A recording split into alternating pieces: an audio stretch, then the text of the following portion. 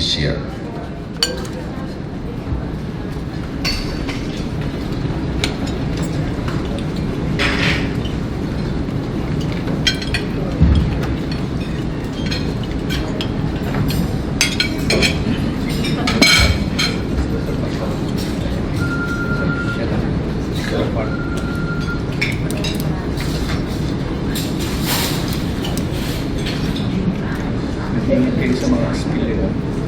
So thank you to our friends in media. Thank you for joining us in this conference. We are also joined today by Dr. Thomas Neil Pascual. He is a balik scientist and his field of expertise is in the area of nuclear medicine. Please recognize Dr. Pascual. We're also joined by some of our doctors. Okay, they best represent what DOST has done for their business to upgrade their processes and production capability. So let's welcome Jojo and Sonito Tamase of Nature Earth Corporate Assistant Secretary for International Collaboration, Leia Buendia, to provide the welcome remarks and the framework by which we are gathered here to discuss the topic today.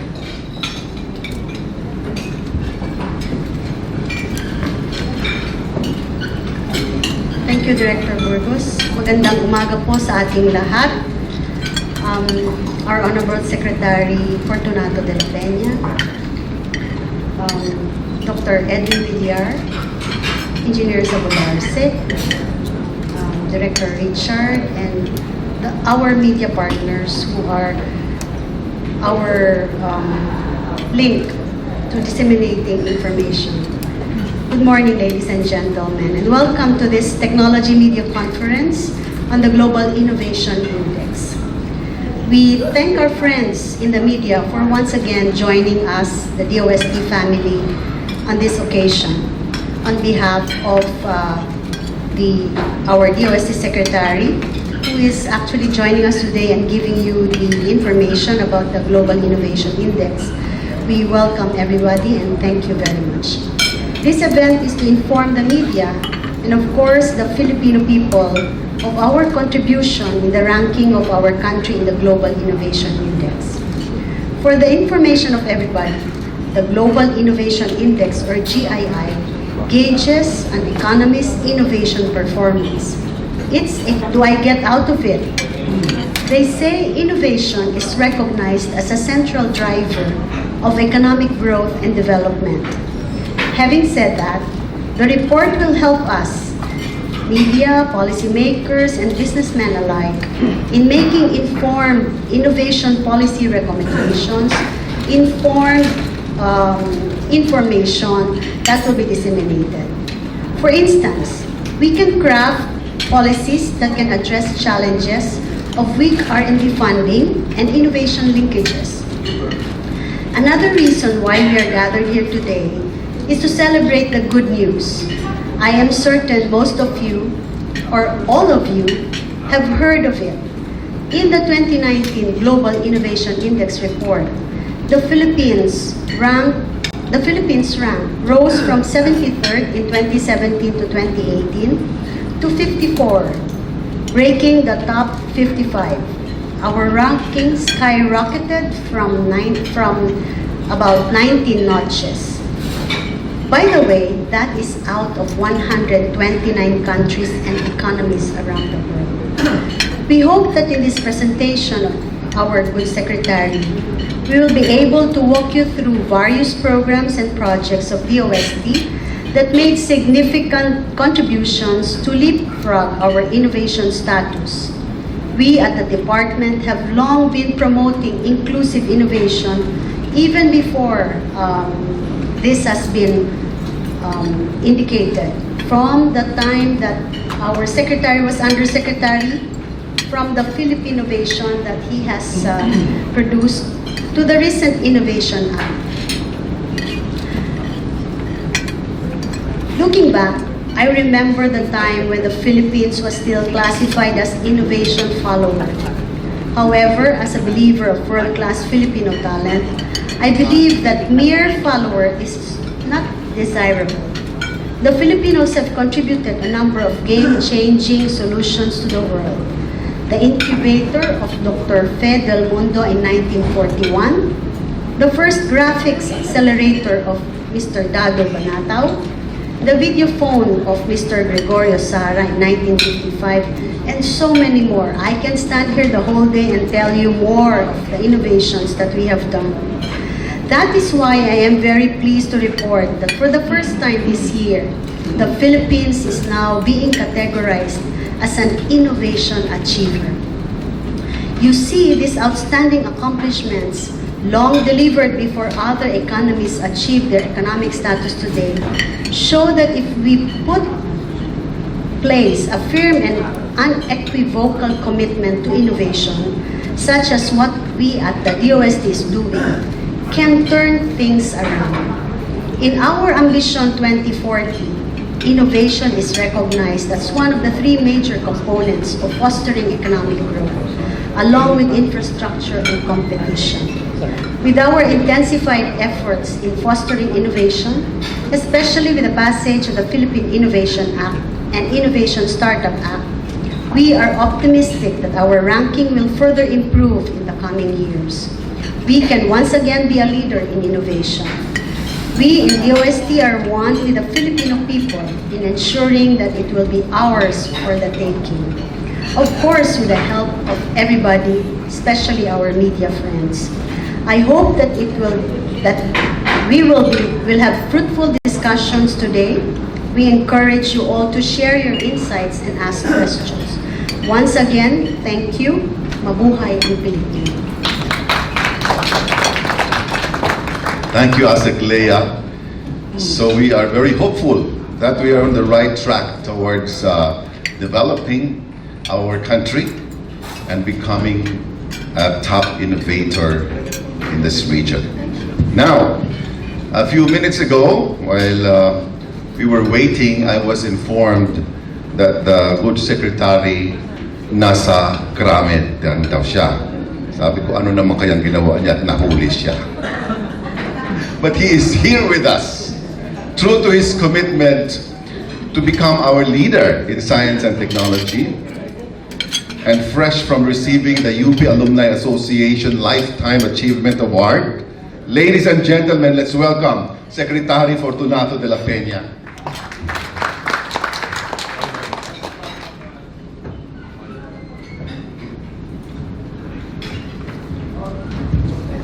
Good morning, everyone. Siguro mababatiin ko yung mga members ng media.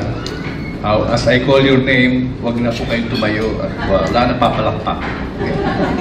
From PTV4, we have Karen Joyce Villanda, Ruel Velasco, and Larry Doon. From ABS-CBN, we have Rolly Marcedo, Williamson Cagadas. From WhatsApp Philippines, Ross de Rosario. From Leader News Philippines, Nolan Ariola. From NBM Online TV, Redentor Oro and Rafi Rico. From DWBL 1242, Horizon Chaser. From Malaya, Paul Icamina. From SciDev, Nora Gamolo. From the PCOO, Raisa Kabugwang. From Dispatch Today, Estrella Gallardo. From UP Diliman, Dave Centeno. Liga ng mga Broadcaster, Camille Melendez. From News Bites, Jen Tabili. From TV5, Bim Santos. From Filipino Mirror, Benedict Abayagal. And from DCXL, Cathy Cruz. Okay? So, kung hindi kayo natawag, siguro hindi pa kayo nakakapirma sa attendance. Ano? Tinanong ko kanina kung doon sa pagpirma ng attendance nilalagay ang age. Kasi may mga napuntahan akong meeting na hindi lang gender ang hinihingi, pati age pinapalista. Hindi ko alam kung saan ginagamit yun. Anyway, before I start, nabanggit na kanina ni Director Burgos yung presence ni Dr. Thomas Pascual ng dati sa International Atomic Energy Agency. Nakakatawa po ang istorya kung paano napauwi si Dr. Thomas Pascual. Nag-attend ako ng general meeting ng IAEA noong November. I think that was November. And he was introduced to me as a Filipino scientist whose contract with IAEA, I think 6-year contract is about to end. Okay? So, he was on the, shall we say, at a stage where he is going to decide whether he is going back to the country where he resides at that time, which is Australia, correct? Australia, or something else. So I asked him to, why don't you try coming to the Philippines, because we need your expertise in nuclear medicine. And so I think by March, he had already made a decision, and we were able to get the services of Dr. Tom Pascual in a very high priority area now, which is nuclear medicine. Now, you might be wondering why the usual faces are not around. Yusek Ibarra, the council directors, they are in a meeting in Bangkok. This is the so-called E-Asia meeting. This is one of the collaborative programs for research that is spearheaded by Japan. Okay, and the mechanics there is that it is actually a partnership research program, usually involving 2 or 3 countries that are interested in a common area of research, and they contribute resources to pursue that kind of research. So they are now there so that they can trace out the final list of projects where we will be involved in.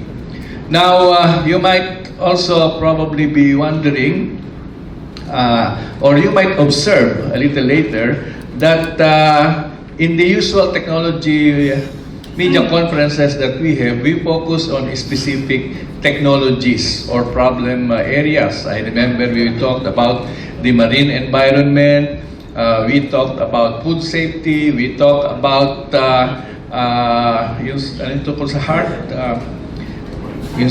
biomedical devices, and other topics that are very specific to technologies or products. But today, we will talk on a more general topic, which is the Global Innovation Index, and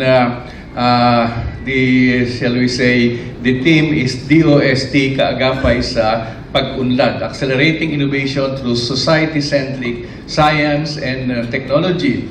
But before I present that, I just want to share with you, hindi naman siguro bawal, topics lang that took a long time to discuss at the cabinet last night. Kaya kami po anong oras na ba kami? 1:45 na kami natapos. Kasi mga importante ang topics. Mahaba ang diskusyon sa National Land Use Act, mahaba ang diskusyon sa dengue. And there is one topic na noon ko lang naintindihan kung ano yun, yung Supreme Court decision on the Mandanas versus Ochoa case, which is really on the percentage of IRA that is being claimed by the local government units. Anyway, so lastly, I also would like to share with you, kahit hindi kayo interesado siguro dito, yung experience ko.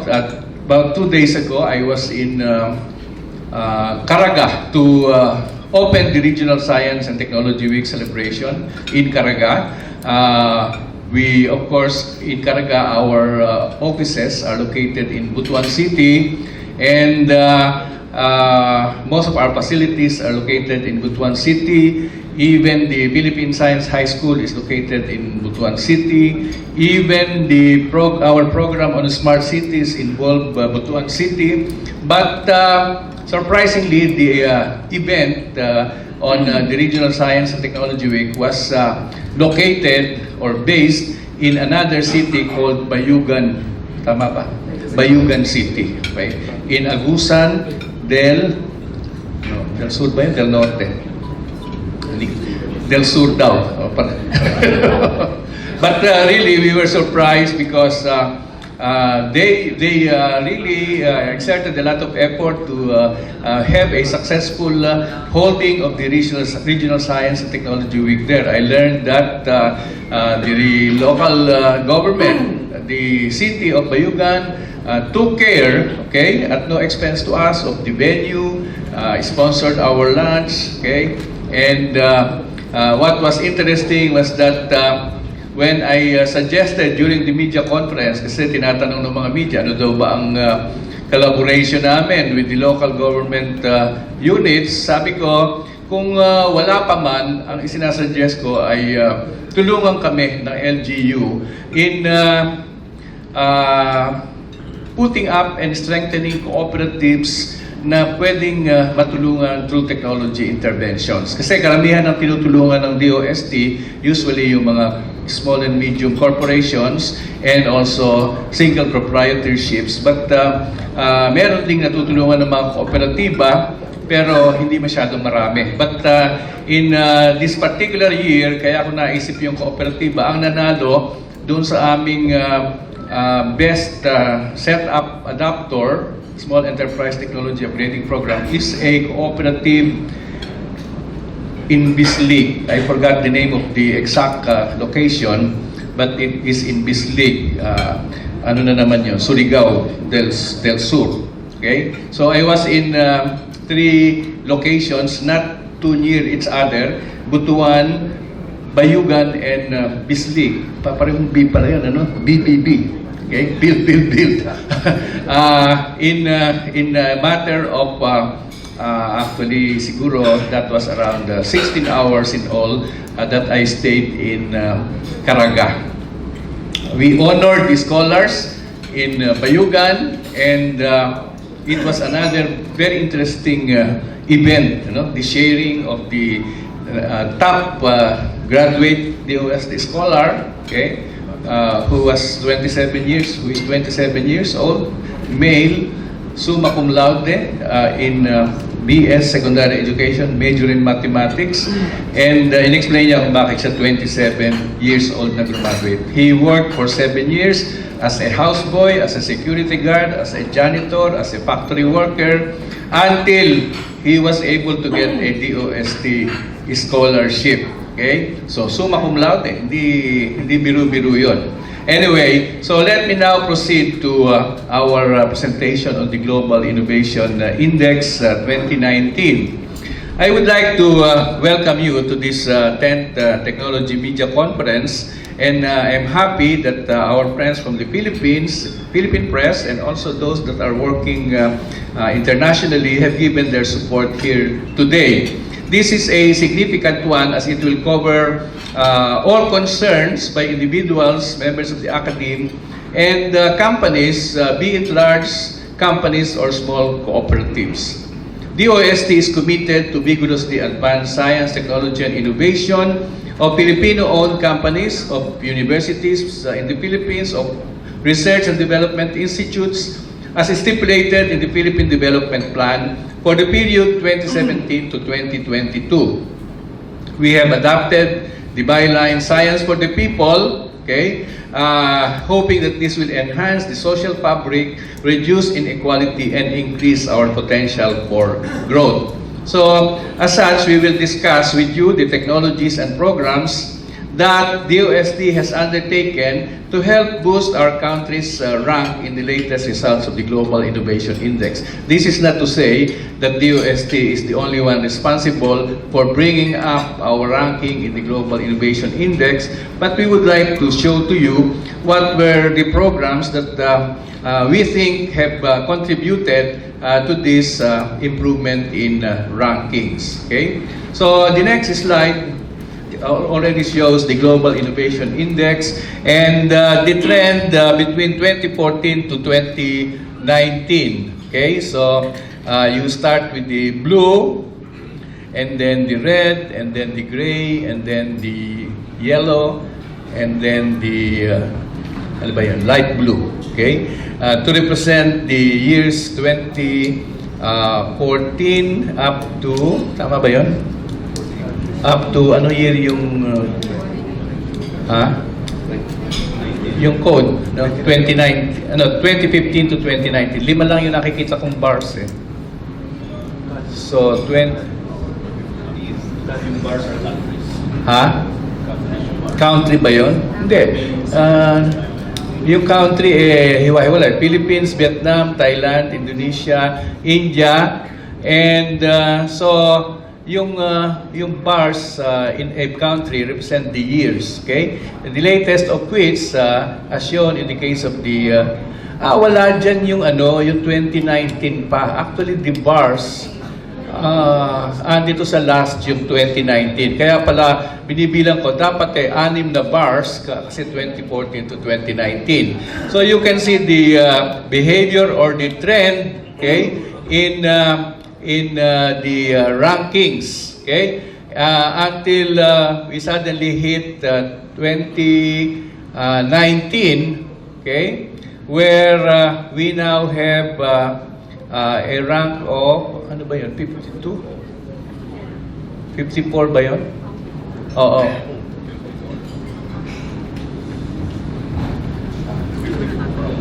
$54, yung dark blue. Okay. Nalilito ako sa ano ng kulay. So 54 ito, pero doon sa 2018, saan yun? 73. Hindi, India yung tinuturo ninyo. Ayun sa unang-unang Philippines, yun. Yun, 73. Yan, okay. So the ranking, okay. Ang napansin ko, yung location nung taon ay hindi pareho, So dito yung rank 73 nandun sa rightmost side. Dito naman sa bago sa 2019 nasa leftmost side. Anyway, the contributions, okay, are in terms of strengths, and of course there are weaknesses, and where we made a big leap.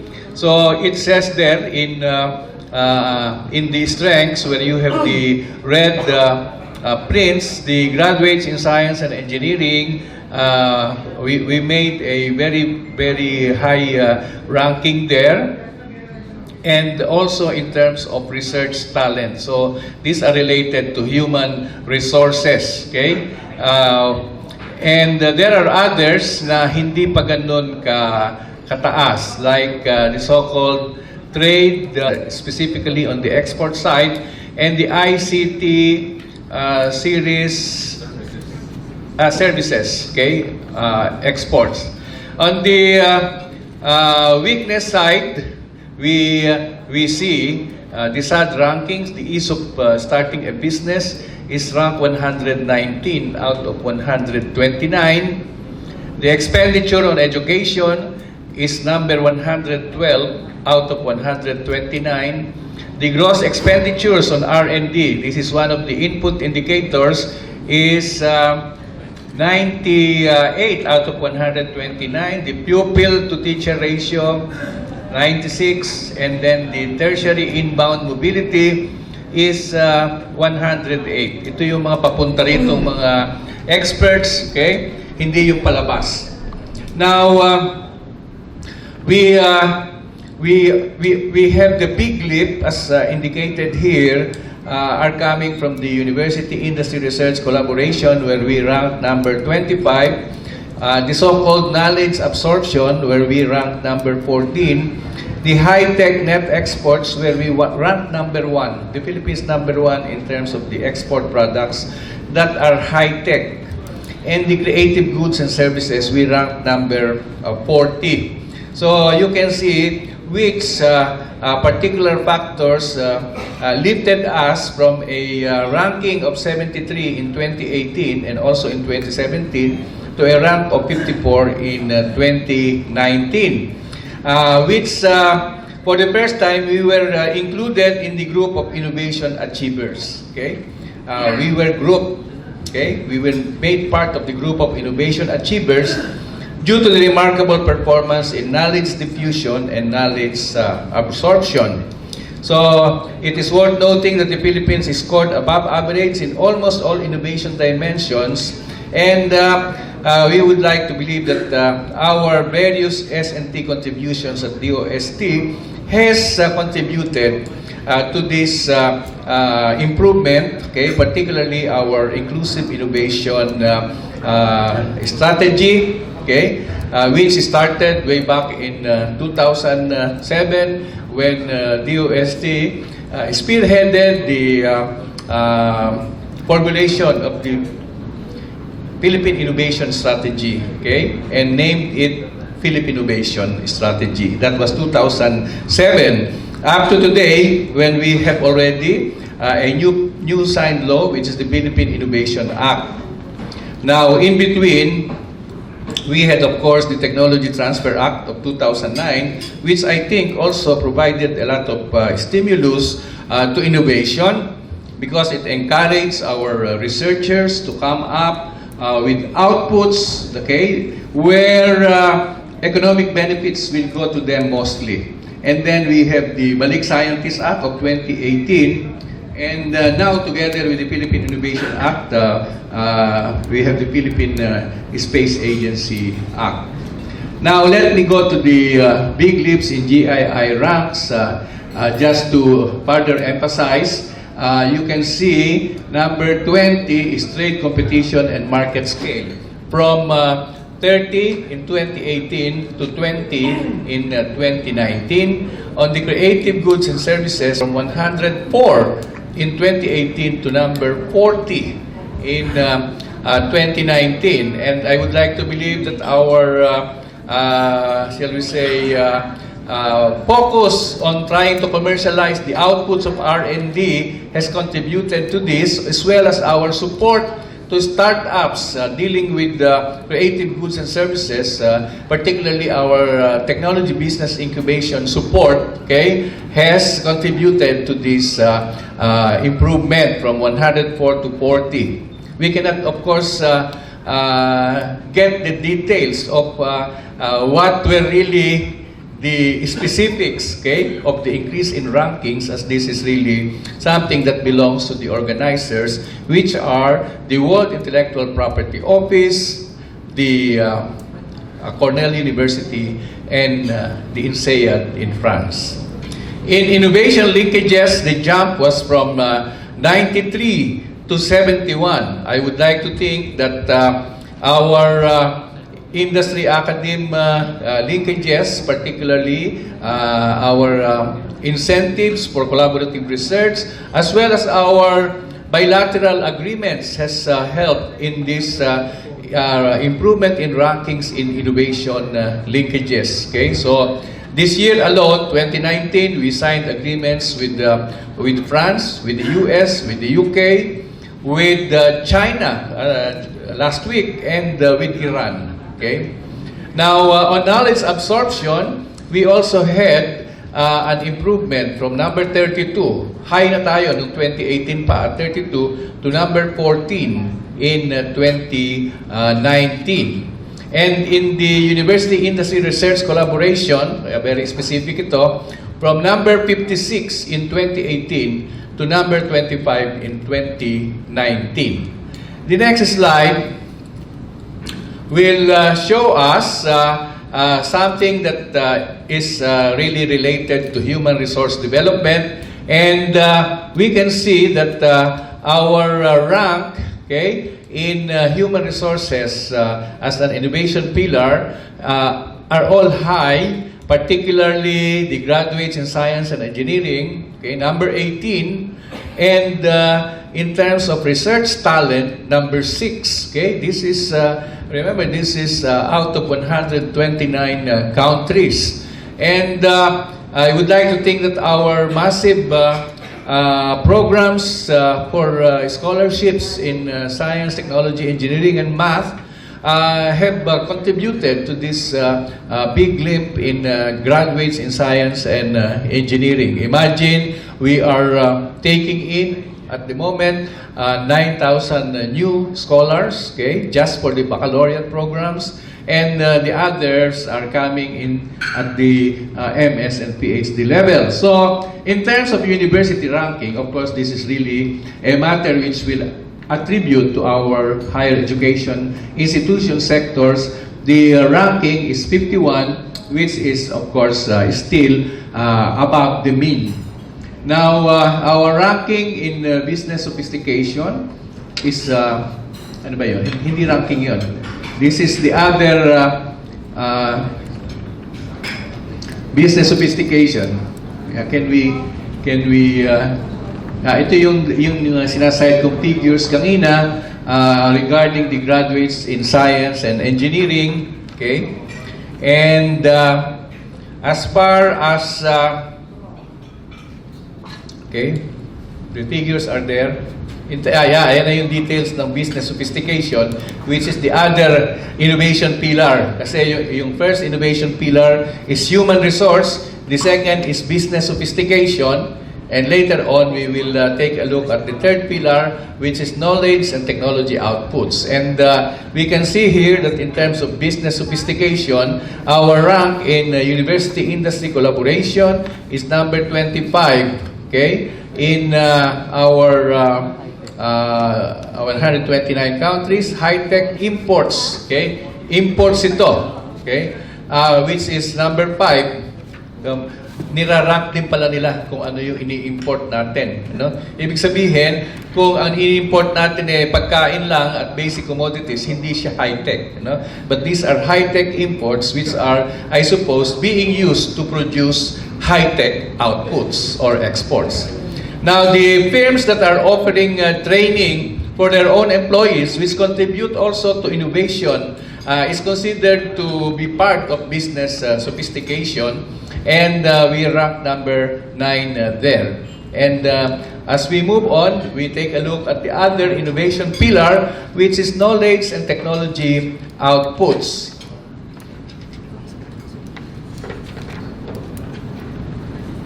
Here, kanina nakita niyo yung high-tech imports where we rank number 5. Dito naman sa high-tech net exports where we rank number 1. And I think we can attribute this to the biggest contributor of high technology exports, which is the semiconductors and electronics sector in the Philippines. While most of the countries involved there are multinationals, there are also Filipino companies involved in this. Number 8 is ICT services, which I think will cover our BPO sector, which is actually a knowledge output. And the creative goods exports are, we are now in rank number 9. Number 8.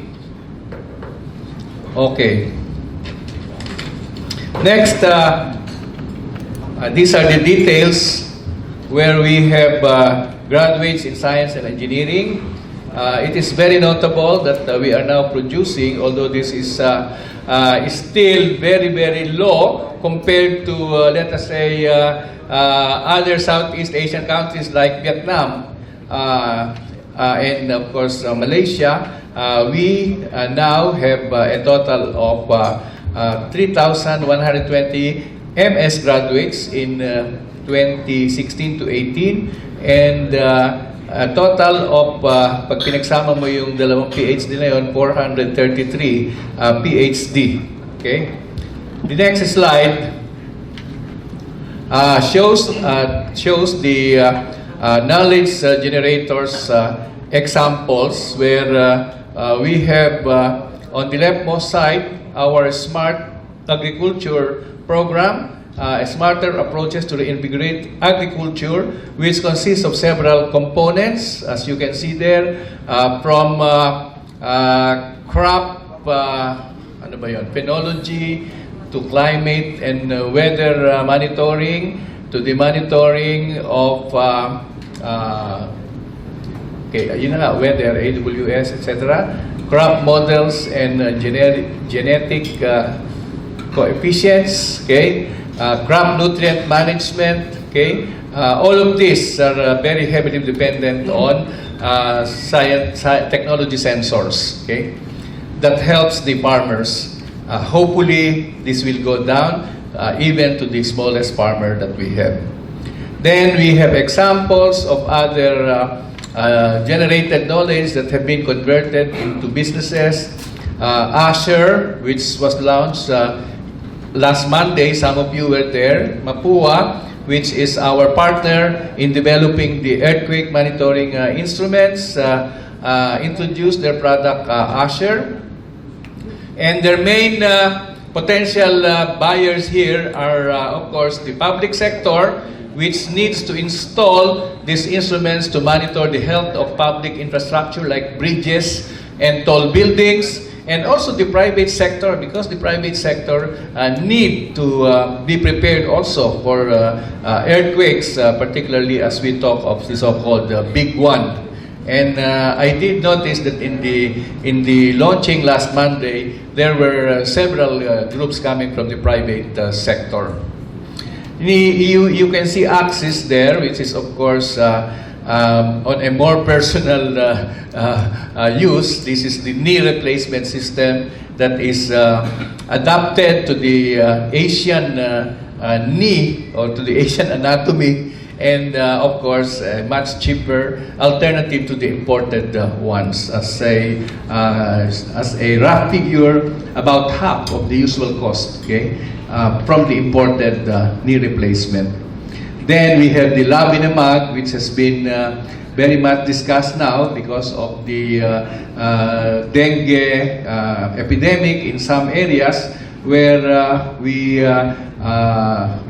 have been using the diagnostic kit. Okay, the lab in a mug is a more generic term that actually can cover several diagnostic kits. Okay, not only dengue, you have the leptospirosis, and now we are perfecting the tuberculosis lab in a mug. Then the Bigormin, which is water treatment discovery from the laboratories of Adamson University, funded by Bishard DOST. Next slide. Additional examples. This has been much talked about already. I will not discuss this anymore. The hybrid electric train. The next slide. This is, I think, these are some of the things that have been contributing to our improvement in industry-academic collaboration, and also in terms of the number of, you remember in human resource as a pillar, we had the number of graduates, and what was the other term that was used?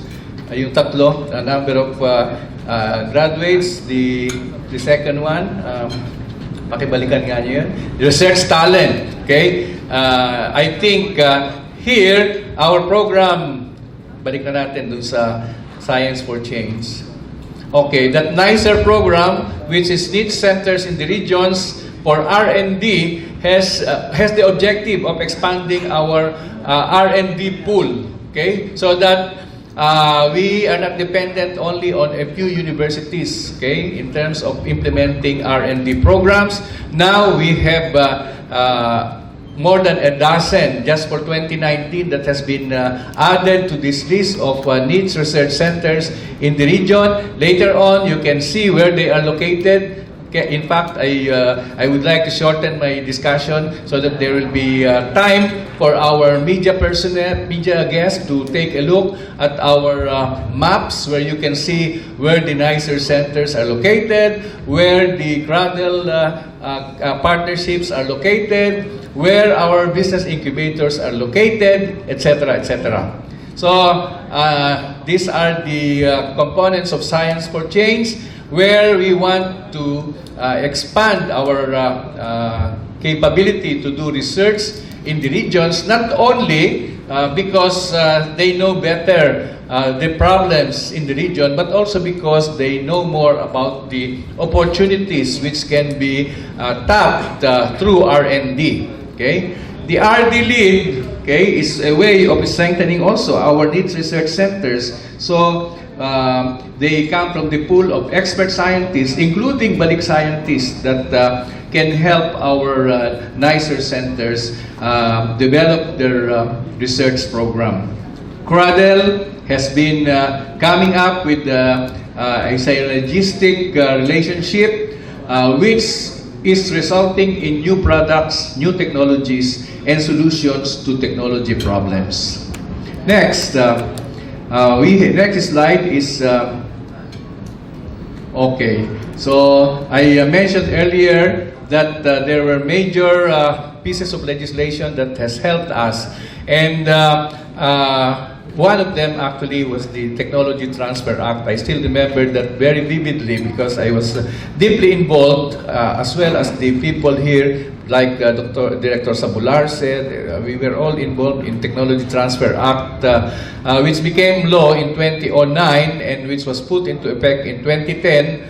And the Technology Transfer Act, among other things, encourages our researchers to be more productive in terms of innovations because the ownership, okay, of the technology or the intellectual property that will be generated will not go to DOST, it will go to the research institution that did the research, okay? And therefore, the economic benefits will go to them also. No more share for the funding institution, unlike before, when the funding institution got 1/2 of the economic benefits. Now, it's 100% going into the implementer of the research and divided between the institution and the researchers. Okay, so now we are already we have started to distribute royalty payments to our researchers. They may not be big amounts, but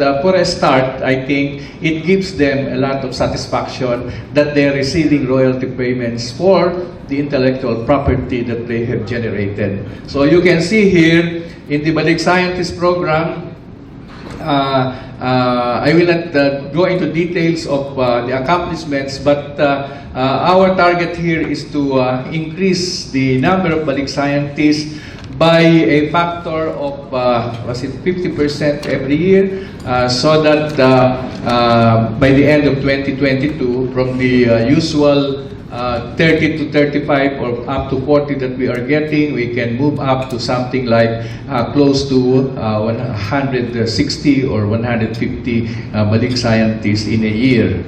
Still a modest figure, but they can actually contribute much. Next is the next slide. Okay, the most recent, of course, among the pieces of legislation from bill to a law is the Philippine Space Act, where we had a separate, I think, presentation on this, particularly when we inaugurated the Ulysses project, which is the university laboratory for space, for small satellites and space engineering at the University of the Philippines. So, passed into law not more than 1 month ago, August 8. Ano ba ngayon? September 5. Okay? Wala pang 1 month. Kaya lang hindi siya under the OST. Siya ay under the Office of the President. Okay? And there is a Space Council that will govern it, I mean, policy-wise, chaired by the President of the Philippines with 2 vice chairs, namely the Secretary of DOST and the Secretary of the Department of National Defense. So you can see there our people at work, okay, and the different areas where the law, okay, will actually focus on, or the agency will focus on, focusing on national security, on hazard management, on space R&D, on space industry capacity building, on education, and on international cooperation. Next slide. Going back to the innovation pillars, where we have discussed human resource, business sophistication, and knowledge and technology outputs, maybe we can skip this slide and go to the next, just to show that our industry-academic collaboration has already moved on from the initial 4 projects in 2018. There are now 18 approved projects. This is to create a synergistic relationship between academia and industry with the goal of invigorating Philippine research and development. As I have said many times before, we have 2 groups very eager to do research, the academe, the professors, for example, and the industry, okay? The academe, the professors are very eager to do R&D because, number 1, it is now part, okay, of their university functions, not only to teach but also to do research and extension work. Number two, because they want, okay, to be recognized through their publications and the intellectual properties that they will own, and ultimately, of course, that will bring them up to either to be promoted, or some of them can even launch their own startup technology companies. But now, we bring them closer to industry, because the industry wants to do research to solve their problems, to discover new products and new technologies. For example, one of the favorite topics in the collaboration is how to make use of the potential out of the waste products that are discarded in the manufacture of goods, where there is still value that can be obtained. No? So, for example, you talk of pineapple, okay? You get the pineapple slices, okay, that are canned and exported, but there is so much material still that remains where you can extract new products, okay? Just as an example. And here we have disbursed a total of 87 million, okay? We justify that because the knowledge that is discovered anyway, okay, is still owned by the public. I mean, although there is, of course, the first preference for the partner, but ultimately this will become additional knowledge that can be shared. Next is examples of projects under the Cradle project, which is really the collaboration between industry and academe. Teka muna, wag muna nyo ilipat. TIP, okay, Technological Institute of the Philippines, one of the private higher educational institutions that came first to apply for a Cradle grant, okay? And this is the use of artificial intelligence on medicinal drug discovery, okay? So, because there are so many ingredients that you will find in a plant that is known to have medicinal value, and you shorten the process of identifying shall we say, the most promising through artificial intelligence. Okay, next example.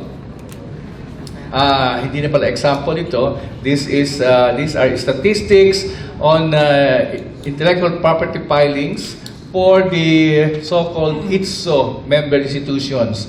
ITSO, these are the intellectual, ano nga yun, these are the universities, okay? This is actually a collaboration between us and IPO, okay? Where we create ITSO offices in different universities. These are the technology, kalimutan ko na yung ibig sabihin ng ITSO.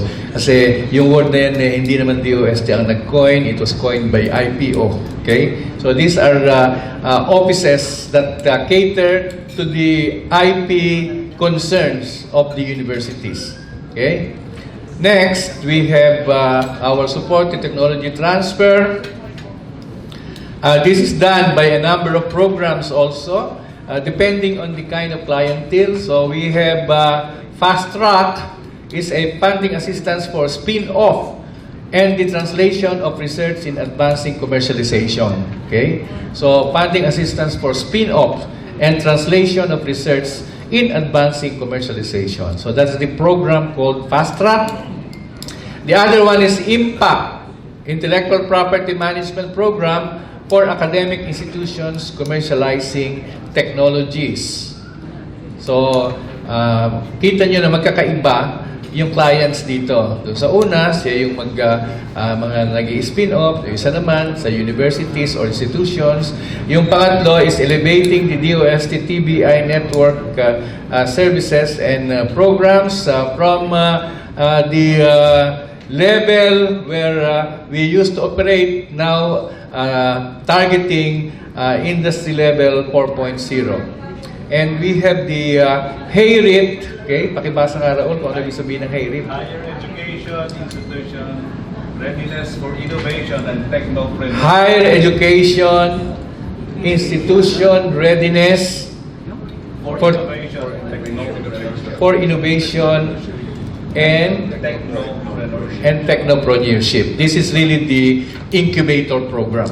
Okay? And then we have the Startup Nation, which actually is a grant given to startups, okay, more for furthering product development through research.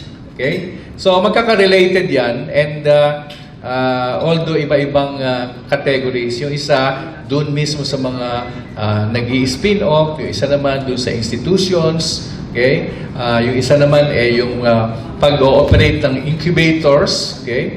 And then the other one is really to further the research so that it will become a mature and ready-to-market product. Next are the location of our technology business incubators. Mamaya makikita nyo doon sa map.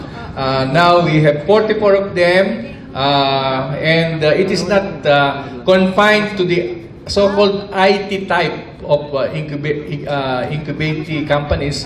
We have also agricultural startups that are incubated in some universities. I think there are 12 universities that are focusing on agri-based startups.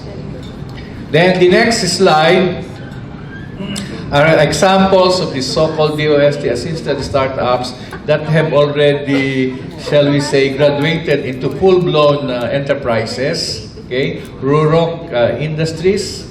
Ito ba yung sa bisikleta? Okay. Retail Gate, okay, which is more on the pricing data on retailing.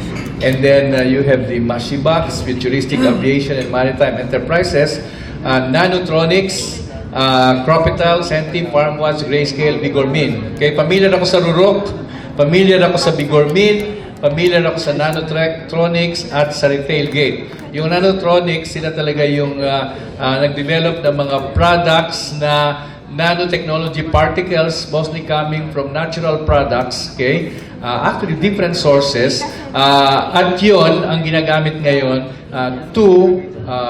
as inputs, as raw materials to produce products, okay? So, yung dati, halimbawa, ng yung mga usual polymers ang ginagamit, ngayon, nanotechnology particles na ang ginagamit, okay? Kung hindi ako nagkakamali, yung nag-umpisa niyan was, Mapua ba yun? Lasal. Okay, pero lumipat siyang naging teacher sa Mapua, and then until he transferred to AIM pa yata. So marami siyang pinuntahan. Until ngayon, meron na siyang company. Next is the location of our NICER centers. So there are now 15 that has been approved. You will notice that the amount that we have devoted to this is a significant amount of more than 500 million pesos. And you can see the kind of expertise that they have. Very, very specific and narrow, but they have a very strong capability to do research in that area. Okay? So, pwede na rin silang mag-offer, or some of them are already offering MS and PhD in these specific areas or related to these specific areas. So, karamihan po sa kanila ay agriculture-related pa rin, itong unang batch. And we understand that because in the regions, most of the universities are originating from agricultural colleges. Some of them are coming from the trade institutes, but most of them are coming from the agricultural colleges na naging universities. So, freshwater fisheries in Isabela, citrus for Nueva Vizcaya, Astronomy for Rizal Technological University, Potato for Benguet, Sweet Potato for Tarlac, Tamarind for Pampanga, Disaster Risk Related Management Health for UP Manila, Crustacean in Samar State U, Mollusk in UP Visayas, Environmental Informatics in UP Cebu, Biodiversity in Cebu Technological University, Industrial Tree Plantations in Caraga, and Sea Cucumber in MSU Naawan, Renewable Energy for Ateneo de Manila University in Region 11. Next slide are some of the infrastructure or institutions that have been recently established, okay, which brings us to a higher level in terms of the so-called modern or emerging technologies, okay. Tinatandaan ko yung initials niyan, usually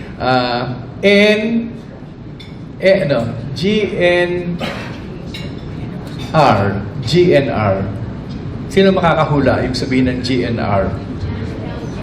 G is for genomics, N is for nanotechnology, and R is for robotics. Ito yung mga emerging technologies ngayon na nagiging major platforms for R&D. Genomics, nanotechnology, and robotics. What is in common in these fields? Okay, they bring together several basic disciplines. So in genomics, you have biology, you have physics, you have IT brought together. In nanotechnology, ganun din. Meron kang chemistry, meron kang physics, okay? Meron kang material science. In robotics, of course, you have mechanical, electrical, electronics put together. So ito yung common sa mga so-called emerging technologies where we have already made ourselves capable. Okay? For the Genome Center, the first one was set up in UP Diliman. The second one will be set up in Mandurriao. Tama ba yun? In UP Visayas, I think. In sa Visayas. Miagao. Yeah, in Miagao, where you have UP Visayas, and I think in Mindanao, in southeastern UP Mindanao. In UP Mindanao. Kasi nga pala, itong Genome Center nagsimula as a collaboration between UP and DOST. So yung mga susunod pa is still a collaboration between UP and DOST with the help of CHED. Let us not forget the help that CHED has been given to this. The next one are dito class Luna centers. You can see them again in the maps. And I always tell this story that when we started, yun ang kainaman po ng nandun na sa DOST nung araw. I remember that it was only DOST and UP Manila that were collaborating for drug discovery and development. And you know, it takes a long time. Ngayon, there are 10 universities that are involved doing the different aspects from screening of the plants and marine samples, okay, to the testing for harmful effects and toxicity, to the isolation of the active ingredients that have potentials to cure certain diseases, up to a certain point, yung mga universities. Beyond, siyempre, yung mga clinical trials ay limited na rin doon sa mga may malalaking ospital. No? Kasi diyan ka makakakuha ng mga pasyente. So into Class Lunas, while we are talking of more than 1,000 possible species from our rich biodiversity, as of now, 2019, we are ready to proceed with 18 of these for either the manufacture of the active ingredients, kasi yung active ingredients, pwede mo naman siyang i-synthesize. Or pwede ka nang tumuloy sa clinical trials. Okay? Kung gusto mong maging gamot. Now, ano pa ba yung sasabihin ko? To Class Lunas. Kasi yung clinical trials is an expensive activity. So we do not foresee all to graduate into the clinical trials stage. Maybe the clinical trials can be done by the private sector, okay? And even from the foreign companies. We anticipate that there will be interest from foreign companies. But they have to pay us. Now, we have other than Tuklas Lunas. Sige pa, next slide. Ito naman yung may kinalaman sa Advanced Device and Materials Testing, ADMATEL, which most of you have seen already. Ang kagandahan dito, nag-expand na siya ng clientele from the usual semiconductors and electronics. They're now into the other clientele, okay, which includes the pharmaceutical industries, also the space technology, okay, and other industries that are doing testing now at the ADMATEL. Next, ito naman yung more for the development of new products. This will richly enhance our innovation capacity. Kasi dito, welcome ang mga researchers, welcome ang mga small entrepreneurs, welcome ang estudyante, ang mga teachers na gustong magkutingting at mag-develop ng consumer products in electronics. Yan ang facilities na nandiyan, the printed circuit board prototyping and fabrication facility. So hindi ka na mamumroblema kung saan ka magpapagawa ng printed circuit board, EMC and other test facility. Raul, ano nga EMC? Electromagnetic compatibility, and of course the product prototyping laboratory itself, okay, where you assemble the components and come up with a working consumer product. Next, we have the Food Innovation Centers. Ito medyo luma na sa inyo to kasi sinimulan yan as early as 5 years ago. Noong panahon pa ni Secretary Montejo, inimpisahan ng mga FICs. But really, it has revolutionized new product development in the regions, no? Yung mga processed food. So that in a matter of, halimbawa dito, in 2018 alone, there were 2,000, almost 3,000 new product concepts that were generated, resulting in more than 400 new products that were developed with 70 intellectual properties filed and 1,618 customers served. Mostly, these are our SMEs. Pupunta sila doon, naiisip nila yung produkto, paano ba gagawin ito, tutulungan sila doon. Next, One Lab, ito naman yung mga IT-based networks natin na pinapadali ease of doing business on the part of our clientele. So itong One Lab, kahit saan ka nandun, kahit yung laboratory na nandun sa lugar mo, limited lang ang mga test na isinasagawa, pwede mo isubmit ang sample mo at bahala na yung laboratory na yon sa logistics para makarating dun sa laboratory which can do the analysis. It can be in another location. And you can see now the figures. We start with the 6 national R&D laboratories that we have in Bicutan, in Diliman, and in Los Baños. And then we have the 15 regional standards and testing laboratories. 15 lang po kasi walang sariling laboratory ang DOST-NCR. Kasi ang DOST-NCR ay nandito na mismo sa lugar kung saan nandun yung mga national laboratories. And then we have 30 non-DOST laboratories. Some are private, some are from other departments like the Department of Health and the Department of Agriculture. Next, we have ano ba ito? The demonstration of the DOST innovation landscape. Dito na tayo pupunta dyan sa mga mapa na yan. Meron pa ba susunod na slide? Ha? Wala na. Kaya, bago tayo magkaroon ng mga tanungan, gusto naming ibitahan ang ating mga media people. Well, actually, kung meron kayong hawak na laptop pa, pwedeng ikaw nga magpaliwanag, Lawrence, kung paano. Kasi ako, gusto ko naman ay imbitahan yung pair by pair, no? Dalawa-dalawa, pumunta sa harap para lang ma-demonstrate kung sino. Okay? Magtambal lang isang bata at saka isang hindi bata. Okay? Sino unang pupunta sa harap? Isang pares. Okay? Okay, sige, pupunta na kayo. Pupunta na kayo. Tuturo ni Lawrence kung ano gagawin. At Gamitin mo na itong microphone. So, magandang hapon po sa ating mga kasamaan sa media. Test. So, dito po makita nyo yung tinatawag nating DOST Innovation Landscape. Yung mapa po kung nasaan makita lahat ng mga DOST centers. So, kung meron po kayong dalang laptop or kung meron po kayong connection sa internet, makita po ito sa DOST website. So, dito po sa gilid, sa quick links ng DOST website, makita nyo po, DOST Innovation Landscape. Yan. Pwede nyo pong i-click yan, tapos i-redirect nyo po kayo dun sa landing page no mapa natin ng DOST. So, nandyan po nakalagay lahat ng mga sentro na tinayo ng DOST para tumulong sa innovation ng bansa. So, for example, gusto kong makita kung nasaan yung mga Business incubator. business incubators natin. So, click ko lang po na Ayan. iba.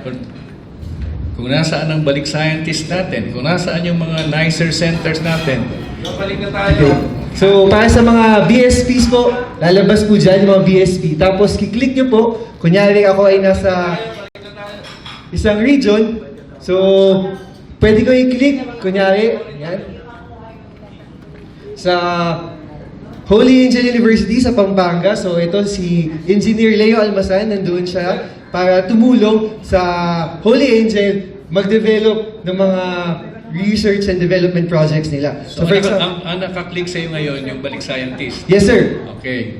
O, sige. For example, sa TBI naman, Yeah, turuan mo yung dalawang nasa unahan na yan. Ayan sila. click niyo po yung TBI. Tapos, kunyari, gusto ko, since yung negosyo or yung startup ko, malapit kunyari sa Manila, so pupunta ako sa Manila or sa location of interest ko. Tapos, i-click ko yung TBI sa Manila. And then, papakita niya sa University of Santo Tomas, ito yung tawag sa TBI. So, Tomasino Center TBI. Papakita niya kung ano yung mga banner programs nila. So, for example, dito, Rehabilitation Engineering. So, kung yung startup ko malapit sa ganung klase ng negosyo, dito ako mag-house. For example naman, kung medyo iba pa yung center ng business ko, punta ako sa AIM, Daduban na tao, Incubator. So, ayun naman, makita yung ibang TBI sa pwede akong mag-locate. Kaya mo pumindot si Cathy. Ma'am. One lab. So, One Labs as... So, taga-QC ako. Opo. Tapos, So, saan po ay pinakamalapit na One Lab Center? So, yung One Lab po is a network ng mga laboratories ng DOST. So, for example, meron akong kailangan testing, kahit na wala siya dito sa Manila, ipapadala siya dun sa ibang testing sites through One Lab. So, for example, meron lang siya somewhere sa Visayas, yung testing na yun. So, yung One Lab na yung mag-aasikaso for that testing. Right? So dito, for example, sa Region 4A sa Calabarzon, pwede yung dalhin dyan yung samples nyo. So kahit hindi available sa Calabarzon, yung testing or analysis, ipapadala dun sa network kung saan pwedeng gawin yung analysis through One Lab. So ease of doing business, kumbaga. Hindi na kailangan mag-transport. Yung One Lab na yung bahala para doon. Another pair naman, another pair. Next pair daw po ng media na gustong sumubok ng map natin. Limang pares para lang ma-experience. Volunteers. Si Ate Esther.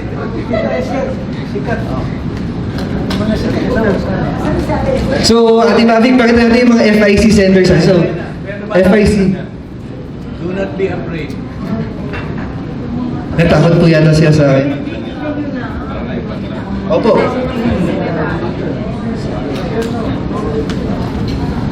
Halika tayo. Sirs, ma'ams. Yeah. Halika, Sir Ride. Kaya mo yan. Gusto ko may yes.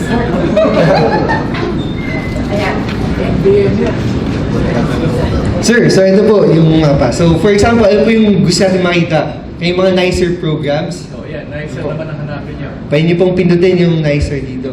Opo. Quezon City, so... Ayun, nasa kanan yung lumabas. Opo, yung nicer. So, kunyari ito. Sige po, touch nyo po. Ayan, guys, Quezon City, may dala tayong nicer. Ito po, pipindutin niyo po yung logo ng nicer. So, ito yung isa malapit sa Quezon City, yung sa Mandaluyong. Yung Center for Astronomy, R&D. Yan. Okay, tapos yung isa pong nicer na malapit sa region. Yan, yung Center for Disaster Risk Reduction naman sa UP Manila. So makita niyo po yung ginagawa niya doon tapos sa mga proyekto niya. So, Ano nga, yung sa Isabela, tingnan sa Isabela po na tayo, sir. North yun, Region 2.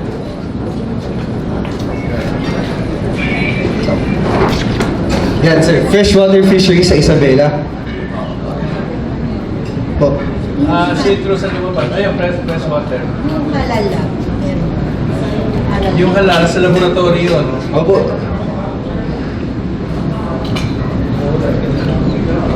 Dito po sa... Walang separate.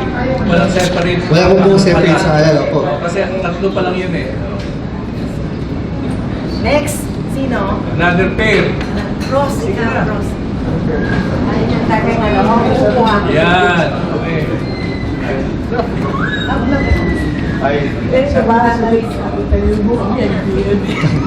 Ito po. So, ano pong gusto natin makita? So, yung balik scientist. FIC, Public Innovation. So, ipapakita po yung mga BSPs so, kung saang region kayo interested. Opo, makita niyo po lahat ng BSPs natin from 2018 pa lang po yan to 2019. Ito ano? Ito. Pwede po kayo mag-zoom in. Kung saan yung... Dito po sa bawang wala po kung saan yung BSP.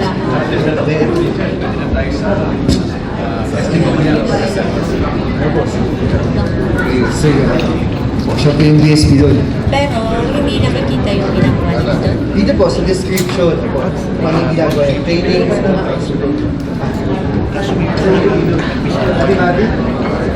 Sa saan? Pero pwede namin yan. Wait, kumakontrol ko doon.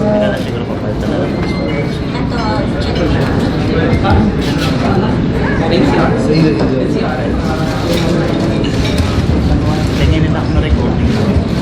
Ito po sa iyo. University of San Agustin, Iloilo. Opo. Dito po, naka-describe po kung ano yung ginagawa niya. Yung actual po, sa development stage po natin siya. Opo. Thank you po. All right, so thank you very much, Lawrence, and to those who Salamat po. participated in this demo. The map will still be here even after our question and answer portion, so feel free later to interact with this map. It's a great tool to inform everybody where our centers are operational, right? Of course, it's also a great tool to inform our lawmakers if these centers are located within their districts, no? And if they're not yet located in their districts, for them to also advocate for more facilities and science and technology within their congressional district. Now, we move on to listen to some testimonials. First off, I'd like to call on a balik scientist I introduced earlier, Dr. Thomas Neil Pascual. His expertise is in the area of nuclear medicine. He obtained his Doctor of Medicine and Master's degree in Health Professions Education from the University of Santo Tomas. He was a fellow of the Department of Nuclear Medicine, the Children's Hospital at the Westmead, Australia, specializing in pediatric nuclear medicine. Since 2012, he worked as nuclear medicine physician at the International Atomic Energy Agency in Vienna, Austria. For his Balik Scientist program stint this time around, Dr. Pascual is collaborating with the Philippine Nuclear Research Institute, or PNRI, to improve nuclear medicine instrumentation and diagnostic services in the country. Also, to share expert advice on the use of nuclear medicine services for the management of non-communicable diseases, or NCDs, and provide technical assistance to the conduct of PNRI's research activities on radiopharmaceutical technology. Ladies and gentlemen, let's hear it from Dr. Thomas Neil Pascual.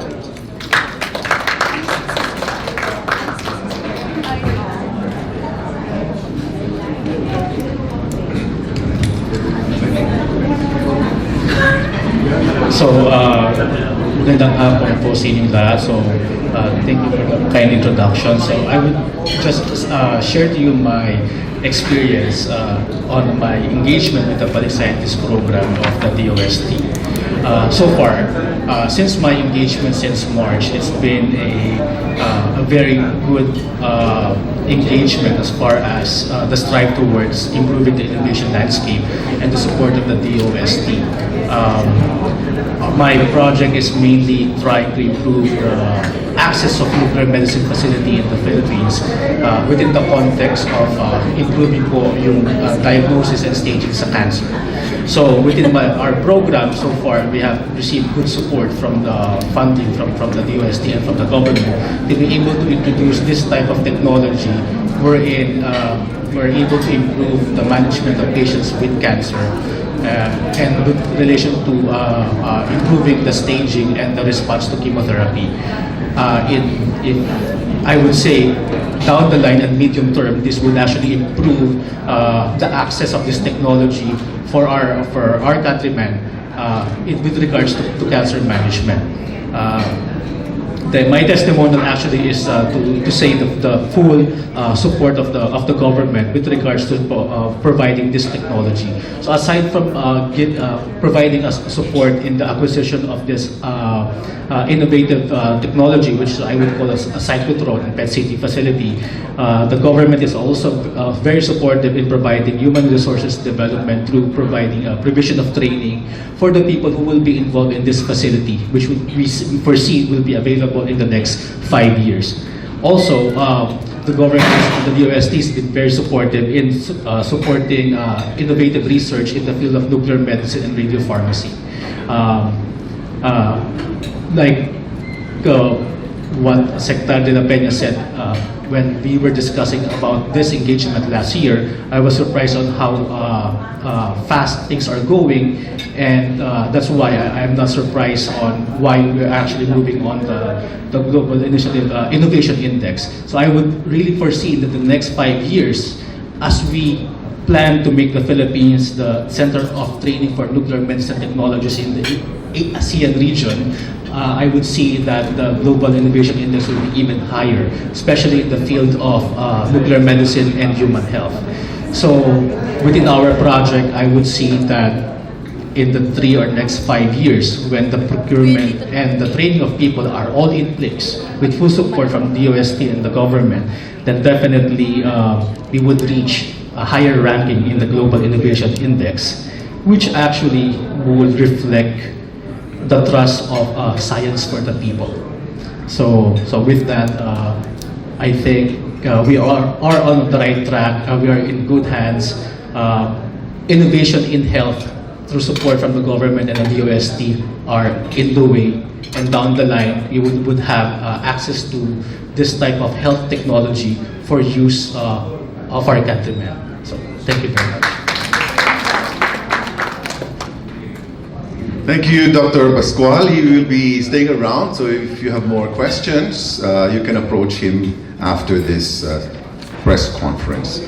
Now, we'd like to present some technology intervention services from DOST.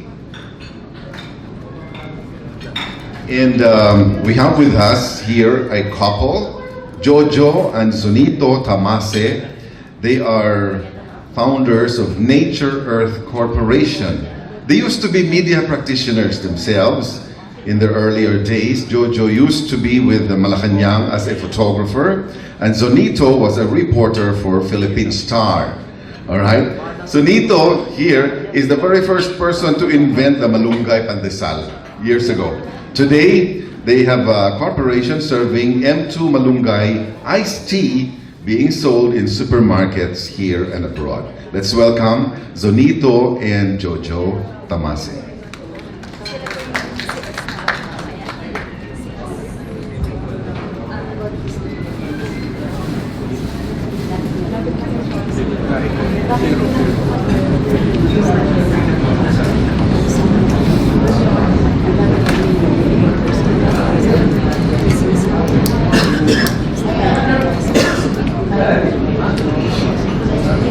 What happened was that he liked it so much that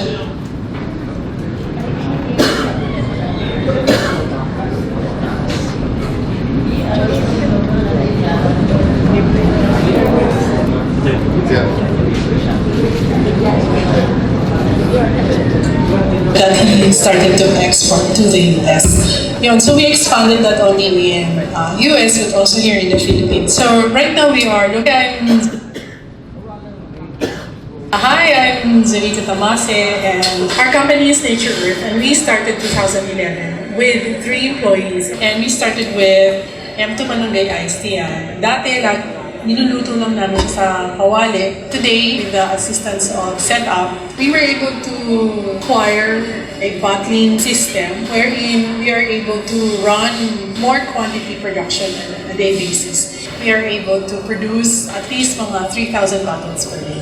During the time pa naman, we did not have enough funds for that. Aside from the machinery support, we are able to scale up our production. Andyan din po yung mga trainings na na-avail na kung saan yung mga employees na ay talagang nai-equip sila with information para mas maayos na yung performance nila sa production. And through that, ang nangyayari is that we are able to scale up and we are able to develop new products. One of the things that we've actually done, because from M2 Manunggay Iced Tea, we're also able to develop new products like coconut flour, salted egg chips, and then we have ota, which is also malunggay. So that's how we develop. Because we are able to have more income, we are now able to have an R&D budget so that we will be able to have more products. We're able to meet somebody who is into exporting. So what happened was that he liked it so much that he started to export to the US. So we expanded not only in US but also here in the Philippines. So right now we are locally distributed by DOST, Robinsons, Landers, SNR, and also with our sellers and distributors nationwide. And kasi yung mga product namin, ingredient-wise, puro mga gulay. So we are so much involved with the farmers, like the ingredients for Manunggay Iced Tea and so on. Malunggay, okra, and luya. Ang mga farmers talaga ang aming katulong para magawa ang M2. DOST was able to help us is that we were able to scale up, not just in terms of technology, but guide more and have more employees support their families. So you can just imagine that with the assistance that we get from DOST, we have now 43 employees, not just employee, but they have now their own businesses. They have their own sari-sari store, they have now a motorbike, so they're farmers, they're able to buy their own facilities and equipment in their own farm. And with that, we have already cascaded the economy. The economy of scale now coming from us, it's now rippling down to them. To the people behind the DOST program, we are very honored and thankful that you have given us this opportunity to be who we are and where we are going. Because where we are going, we are very sure that you are always there ahead of us. Thank you.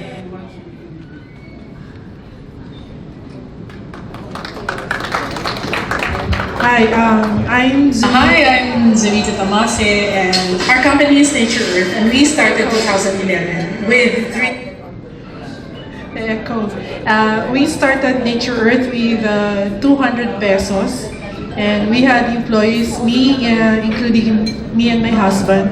And today we have 40 employees distributing in 1,000 outlets here and abroad. DOST helped us in opening opportunities to expand our market.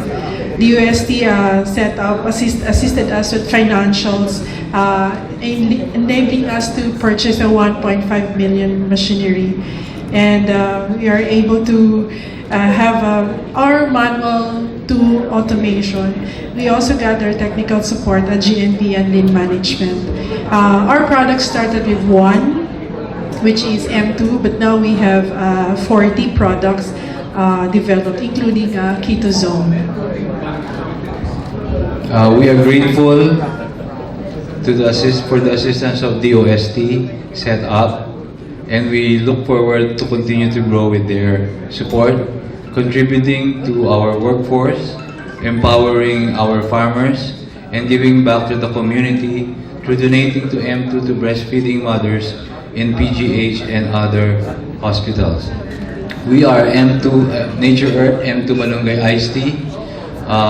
Surprisingly delicious, refreshingly nutritious, your vegetable fix for the day. Thank you.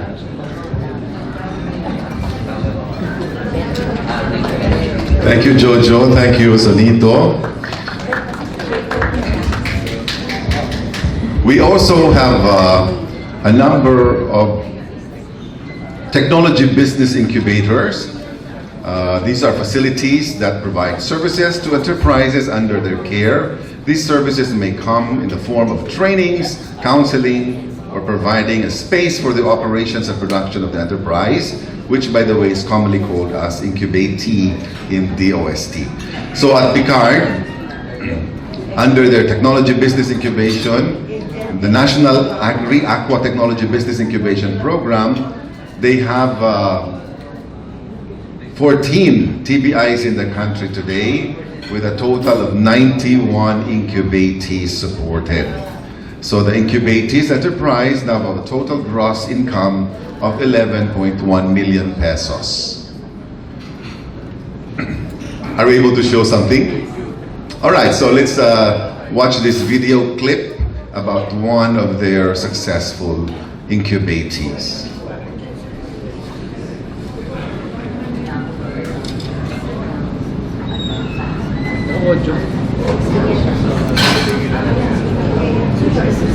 Nandun po yung aking breeding farm, but I'm also heavily involved sa national programs on goat and sheep sa small ruminants as the former president of the National Federation. Yung farm ko is in Tarlac City.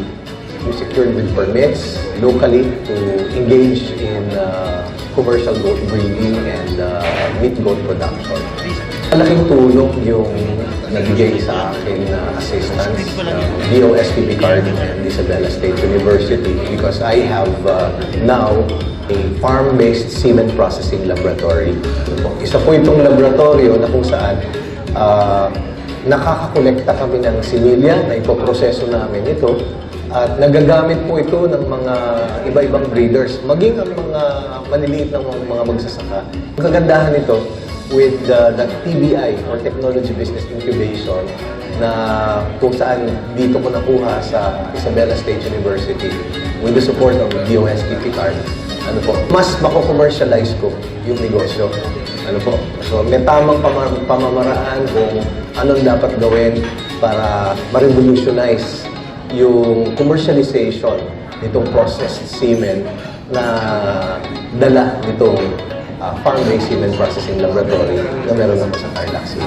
So the farm-based processing laboratory is located in Barangay Tarihi, Tarlac City. Ano po? My breeding farm is also located in the same address. And sana mabisita ninyo para makita ninyo kung ano yung sinasabi ko. And I'm very glad to assist each and everyone na pwedeng matulungan itong negosyo. Maraming salamat po sa atin. All right, so thank you also to Picard. Ano pangalan na nagsalita? Noel Soliman. Actually, I was looking for him. Wala pala siya. He wasn't able to make it. But when I was in Isabela State U, pinroject yung 15 graduate ng business incubator ng Isabela and he is one of them. And na-impress ako kasi yung kanyang itinayong business is more of services. Ano? Kasi yung mga nagpapa-artificial insemination, particularly sa goats, they have to go to yung mga government centers na hindi accessible sa iba. Kaya ang ginawa niya, naisipan niya magtayo ng sarili niyang artificial insemination center, privately run, okay? Tinuruan siya ng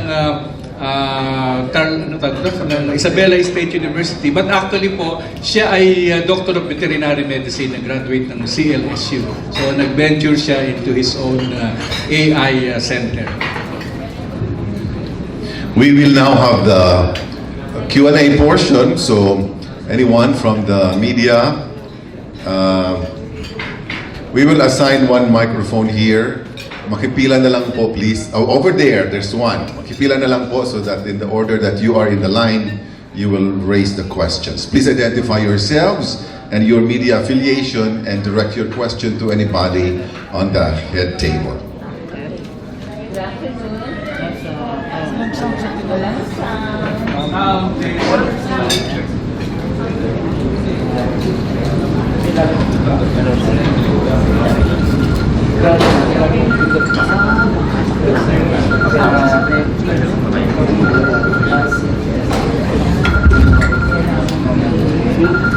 Good afternoon. I'm Mona Gamolo from sideof.net. I have a question for Secretary de la Peña. Sir, thank you very much for your presentation, for giving us the entire, I assume, maybe not in its entirety, but a very good glimpse of the entire universe of interventions of the DOST. Unfortunately, I also noticed that you didn't discuss much the not so much actually, the funding support for many of these programs. So I'm just wondering, sir, funding being something that indicates also the priorities, program project priorities of the DOST. I'm just wondering, sir, kung ano po yung ranking in terms of science or industry areas, yung pinakamalaking ranking na naibigay ng DOST sa mga iba't ibang industries or science research areas po. Thank you po. Ay siguro ito maaaring hindi 100% exact, pero ang isa sa pinakamalaking nabigyan ng funding ng DOST in terms of R&D money ay ang may kinalaman sa space technology. Space because considered na part ng space technology development yung nung nagsimula tayong gumamit ng Dream LiDAR na kung saan 16 na universities ang nagsagawa ng hazard mapping using LiDAR technology. Bahagi na yon ng R&D for space technology, and kasama na rin yung disaster risk reduction. So yun ang pinakamalaki. I think we have already spent 7 billion so far since 2013 ba yun? Around 2014. I think the second one, where we have spent a big amount, is the Tuklas Lunas program, where we have 10 universities now doing Tuklas Lunas activities, and maybe the third one will be the area of sa agriculture. Pero sa agriculture kasi, pag sinabi mong crop variety improvement, it involves a number of different crops. Pero crop variety is really a major area because we try to improve variety so that they will be high yielding, so that they will be resistant to pests, so that they will be resilient to extreme conditions. Okay, so crop variety improvement has been a major area. And the third, sir, you mentioned the Philippine Space Agency, then Tuklas Lunas, and Agri. In terms of Agri intervention, saan po? Yun nga, crop variety. Crop variety, crop research. Crop variety. And of course, livestock. And livestock. Okay, dadagdagan ko lang yung nabanggit ni Secretary, na in terms of the agriculture, aquatic and natural resources, one of the biggest our investment in one program at the time was on the Saray, yung nabanggit kanina, smart agriculture, smart approaches to invigorate the agriculture industry. I think it was quite a very big investment in the line of the amount of something like 200 million.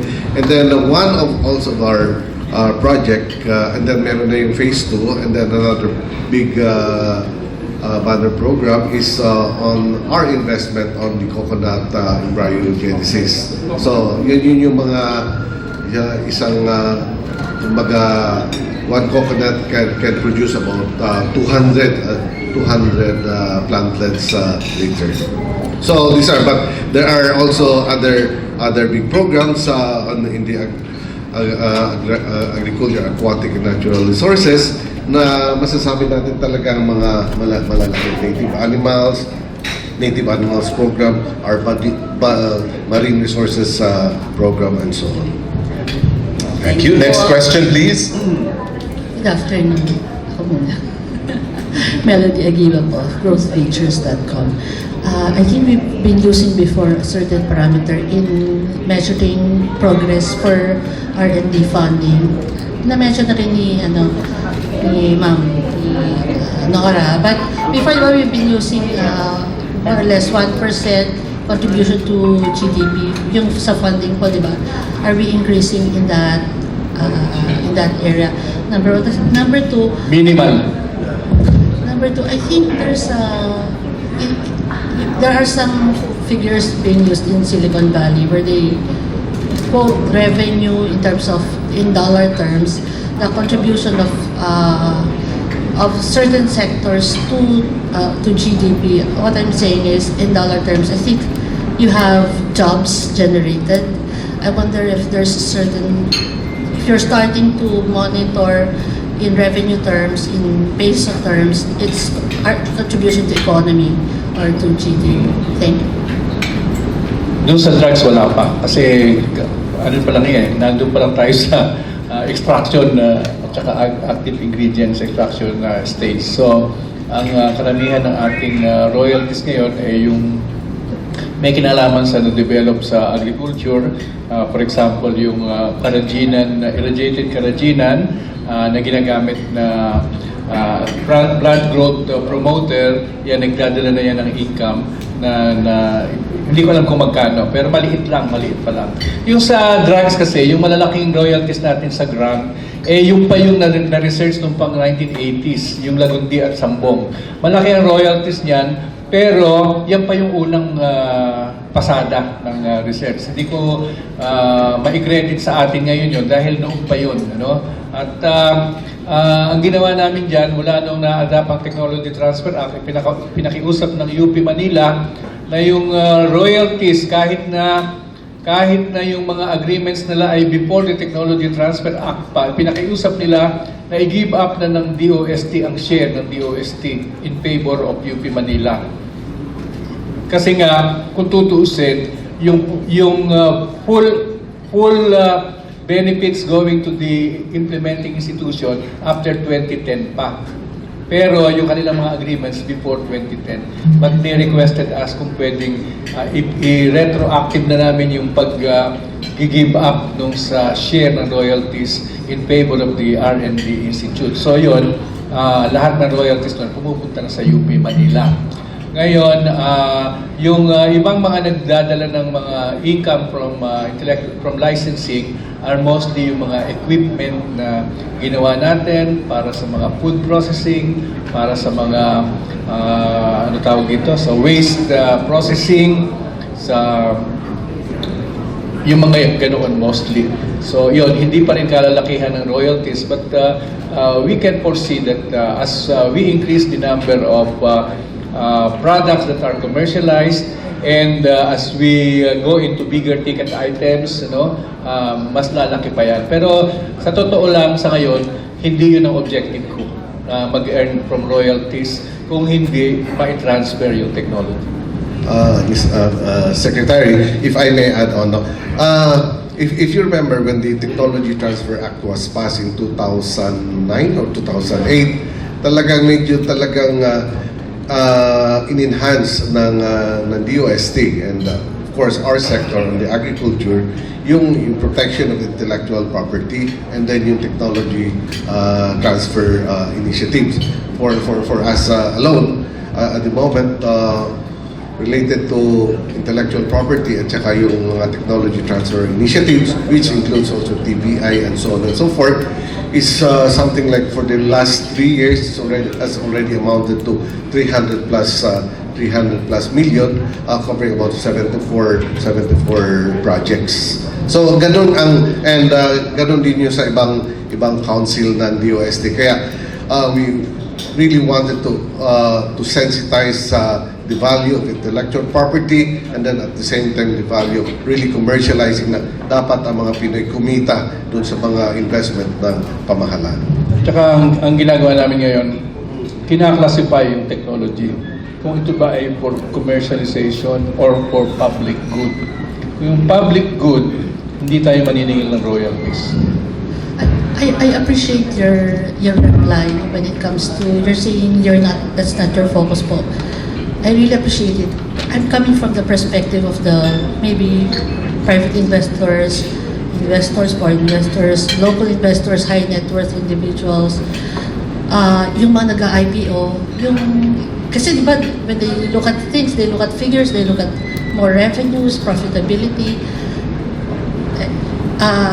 I'm coming from the point of view that private sector, yung investors, push causes sustainability of technology, of business, because of the profit. So, and I've seen figures coming from innovation areas, as I mentioned, Silicon Valley, which is more IT focused, na meron silang talagang, they're starting to develop how to come up with those figures, at least how you're starting to do it. All right. If I may add some information. Okay. Earlier, meron tayong slide na pakita ni Secretary. It's about the technology business incubators, facilities, and services. Kung ma-project ulit yun. This program has nurtured more than 200 startups. Meaning, later on, pag naging successful yan, magiging big companies yan. And has produced created 800 jobs. Yan. Nandiyan pala sa and generated more than 100 million in private and government investments. Napakalaki po ng potential nito pag naging big companies po ito. And generated over 60 million in terms of startup revenues. Simula pa lang po yan. And I think we will have more in the future. Thank you, Engineer Raul. Hindi mo kasi makukuha sa biglaan yan. Ang gusto kong gawing example, yung kauna-unahang incubating. Nung nagtayo kami ng business incubator sa UP Diliman, okay, this was way back in 1994, 93. And yung isa sa mga unang tenants namin ay engaged in automation. It's more of services pero may kasamang marketing na rin, mga ini-install. And he started in those early 90s with 10 employees. Today, the company has grown into an engineering company which has more than 220 employees already. They own their building and it is now a leader in the area of mechatronics and robotics. So, it takes some time, lalo na yung mga ganong klase ng businesses. Kuminsan kasi ako, meron akong mga doubts dyan sa mga businesses, halimbawa na startup, yung mga gumagamit ng tipong Silicon Valley type of ng mga information technology, doing services. Yan biglang sikat, pero hindi mo alam kung hanggang kailan. Pero yung mga talagang hard engineering and other technologies na ang services niyan hindi naman nawawala. Yun ang mas sa tingin ko mas long-lasting na kailangan nating pagplanuhan. Thank you, sir. Now we'll have the next question, please. Okay, my name is Cassie Cruz from DZXL ang ating katipunan and tuklasin-natin.com. My question goes to Secretary. Pwede rin pong sumagot kung sino po yung pwedeng Kasi nakatanda ko, sir, kasi dun sa intellectual property press conference in Makati. Yung ITSO kanina na present mo. So it's the intellectual technology. Yes, naging speaker po kayo doon. Nadatnan ko po. It's an intellectual technology support office po na created po ng IPO po. Kaya lang medyo ang dami po kasing during that press conference, nagtanong din po ako kasi medyo marami po kasing gray areas na aminado naman po yung yung speaker doon sa taga-IPO po na nasa proseso pa lang po kasi na binubuo ito. Now, sa ganang inyo, sir, kasi wala po kayo nung time na yon Open forum. Opo, nung open forum wala po kayo. But because after po ng speech nyo, mukhang may another engagement kayo. But Ang mga nandoon kasi are mga state university presidents. Opo. Nakakalungkot lang sa isang sitwasyon na para bang ang dami po kasing tinatawag nating programa ng DOST, in particular like the balik scientists at iba pang mga pagdating sa mga academe po natin. Pero nagtataka ko, bakit yung pong mga state universities presidents na nandun po, parang hindi sila lahat aware about the services na binibigay po ng DOST 21 agencies, in particular of the Research and Development Council. So, yung isang taga-CLSU nandun, sir, kaya lang hindi siya nabigyan, hindi lang po siya nabigyan ng pagkakataon, pero malapit po kasi siya sa akin, kaya sabi niya, ang daming programa ng DOST. But then, marami na siya alam at marami partnership with CLSU. Opo. Kaya po parang mukhang kailangan lang mag-research din ng ating mga other state universities nationwide. But then again, sa inyo pong kaisipan at sa inyo pong bilang secretary po ng DOST, ano po ba ang magiging role nitong Intellectual Technology Support Office sa hanay naman po ng ating mga sa research and development, sa DOST in particular? Well, yung tungkol sa parang yung iba hindi nakakaalam ng mga programa, okay? Ito ay ihahalin tulad ko sa entrepreneurs, okay? Kung ikaw ay entrepreneur, ang isa sa mga competency na importante sa iyo ay information seeking ka. Ito ang mga presidente ng universities na hindi nakakaalam, ibig sabihin hindi sila information seeking, hindi sila entrepreneurial, ano? Kung minsan yan ang problema natin sa mga public institutions like the public universities. Pero i-compare mo halimbawa, nakita mo kanina yung cradle ng TIP, yung cradle ng San Agustin, yung partnership with Mapua. Ito yung mga privately run universities na kailangan talagang maging entrepreneurial sila. Ano? Kasi ang pera manggagaling sa income. Ang ating mga ibang universities na public, yun dumadating na lang ang budget. Anyway, hindi ko sila kinikriticize, pero ang sinasabi ko lang, kung gusto mong umasenso, dapat information seeking ka. Tungkol naman doon sa ITSO, ito ay initiative ito ng Intellectual Property Office. Ano? Nakakalungkot nga lang dahil nung conference na yon, yung mismong head ng Intellectual Property Office absent, ano? At may sakit daw siya. Anyway, ang alam kong major role niyan ay yung sa pagpo-provide ng information para masiguro na yung kanilang mga gustong i-apply ng intellectual property protection ay walang nagawa pa, no? Yung ano tawag doon sa prior art search, kasi they are entitled to the information na binabayaran ng IPO, okay? Kung ano na yung mga nandyan na may mga IP protection na, para nang sa ganon makita mo kung kasi usually pag mag-a-apply ka, dapat wala pang ganun dati, di ba? Original dapat or innovative. So yung pagse-search ng prior art, yun ang malaking tulong kung ikaw ay member ng ITSO. Kasi isi-share sa iyo ng IPO yung information na yon. You don't have to rely on IPO to do the prior art search. Kaya tinetrain din nila yung mga nag-ooperate ng ITSO. Okay, second question ko po goes to sir sa nuclear medicine po. Gusto ko lang po malaman, because I am an advocate of nuclear program dito sa ating bansa, na late na tayo. First question ko po, I'm sure you are member of the Philippine Society of Nuclear Medicine, sir. So, curious lang ako, ano po ba ngayon ang pipeline of programs ng nasabing organisasyon? At ganun din, tanong ko dun sa ating taga-PNRI, I understand taga-PNRI daw po kayo ngayon, and pipeline at saka where we are in terms of nuclear medicine. Thanks for the question. As far as the plans of the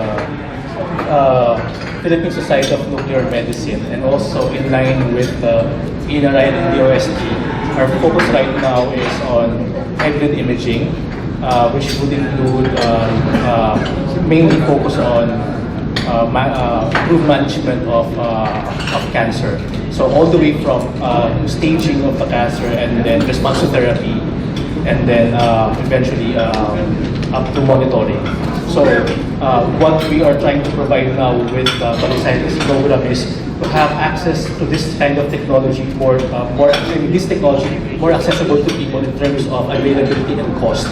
So down the line within the project of the DOST, we would have this kind of facility available more to the people. Yes, because right now we do have that facility, but it's not. Yes, it's expensive and not too much accessible to most of the people. So. As far as the plan with the Philippine Society of Nuclear Medicine and also with the DOST and the PNRI, we would want to have this kind of technology within reach, mas madaling makuha ng mga tao. Kasi po, napakamahal po as of now this kind of diagnostic modality. Follow-up question ko lang, sir. Makakatulong ba if the Bataan Nuclear Power Plant ay mare-revive? Kasi this... Teka muna, lumilipat ka na from medicine to energy. Tapos na ba yung medicine? Pero po kasi may connection po yun. Kasi mahal po kasi yung because yung nuclear program po ng ating government. Kasi galing pa po ng ibang bansa, tama po ba ako? Oo.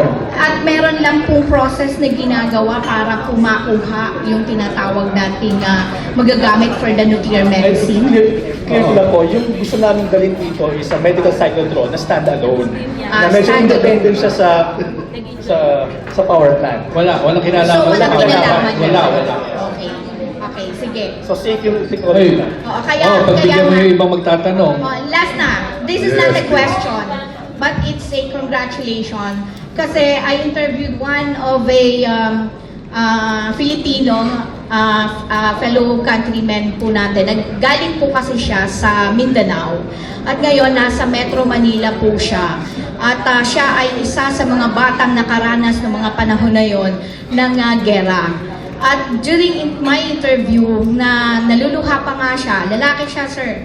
Pero nung nakwento ko sa kanya about the DOST program at nirefer ko siya sa taga DOST NCR, napakaswerte dahil siya po ay agad-agad pinuntahan ng DOST NCR natin. At sa kasalukuyan kanina bago pong nagpunta dito, kausap ko mismo po yung tao.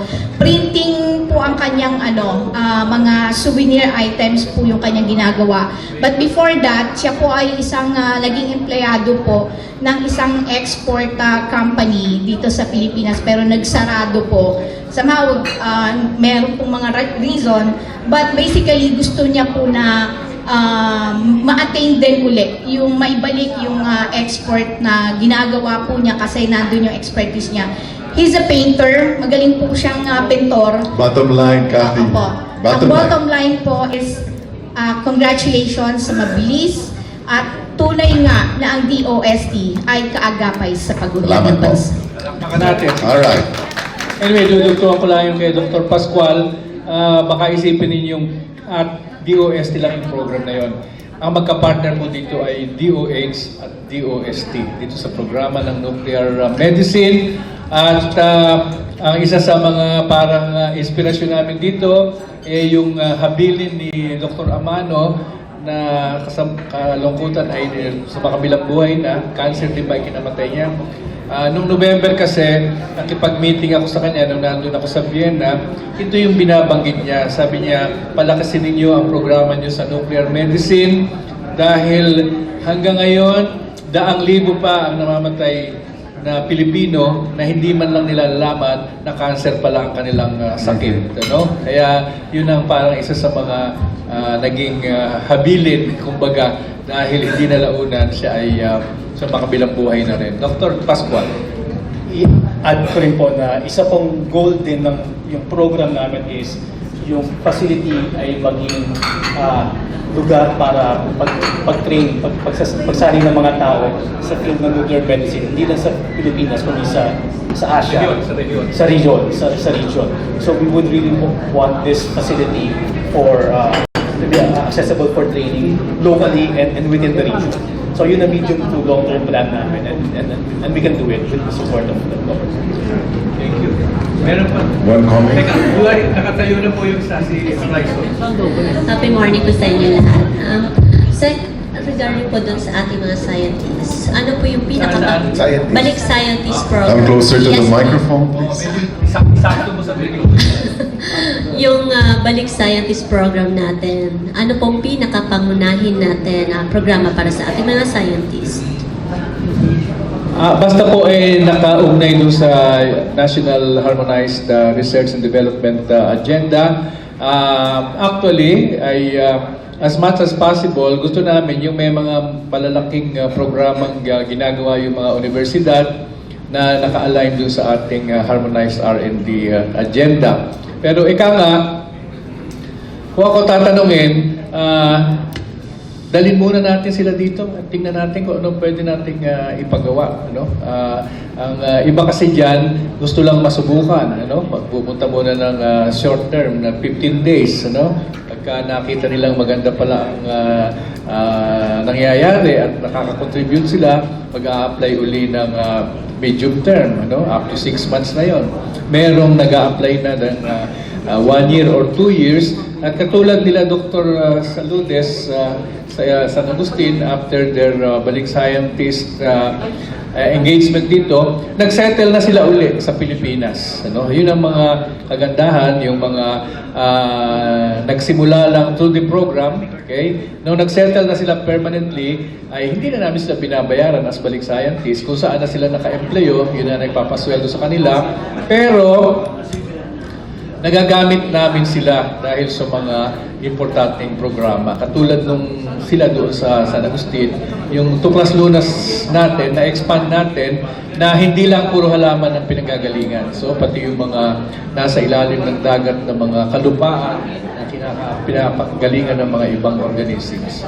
Okay? Isa na lang po, may allowance po ba sila? Magkano? Oo, ikaw, Raul. Ang alam ko yung DSA amount na DSA, yung Daily Subsistence Allowance ng UN. Salamat po. Alright. Ito, Meli, paunahin mo na si Ma'am.